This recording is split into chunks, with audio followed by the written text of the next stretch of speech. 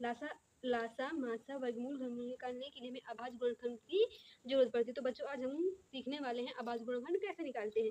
अभाज्य गुणनखंड निकालने के लिए हमें अभाज्य संख्याओं की जरूरत पड़ती है। तो अभाज्य संख्याएं वो होती है जो एक और स्वयं से करती है, यानी 2, 3, 5, 7, 11, 13, 17, 19, 23। निम्नलिखित संख्याओं का अभाज्य गुणनखंड निकालिए। तो सबसे पहली संख्या है 60।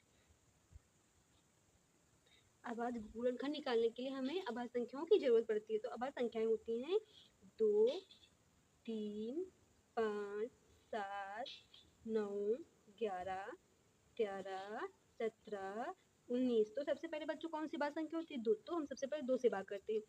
2 एकम 2, 2 एकम 2, 2 दूनी 4, 2 तिहाई 6। कितने बार गया? 3 बार गया। तो ये 0 0 हम यहाँ पे उतार लेंगे।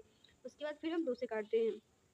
2 एकम 2, 3 में 2 घटाओगे बच्चों कितना बचा? 1 हो जाएगा यहाँ पे। 10 2 पंजे 10। उसके बाद बच्चों किससे कटेगा? 2 से नहीं कटेगा, क्योंकि 2 के पार में 15 आता नहीं। फिर 3 से काटते हैं।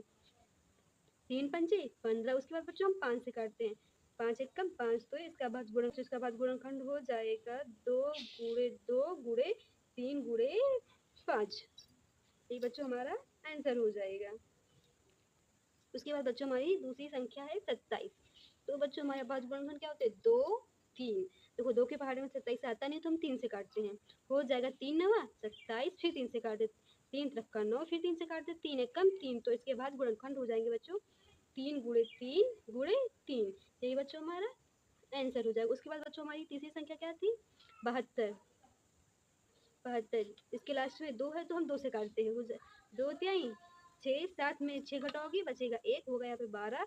2 2 छक्का 12। फिर 2 से काटते हैं। 2 एकम 2, 3 में 2 घटाओगे 1, होगा यहाँ पे 16।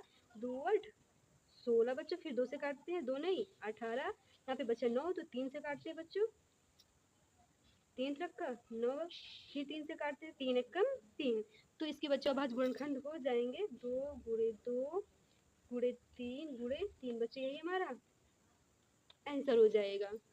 इसका आंसर बच्चों आप कमेंट करके बताइएगा। अगर बच्चों आपको अभाज्य गुणनखंड निकालना आ गया है तो हमारे वीडियो को लाइक और चैनल को सब्सक्राइब कर दीजिए।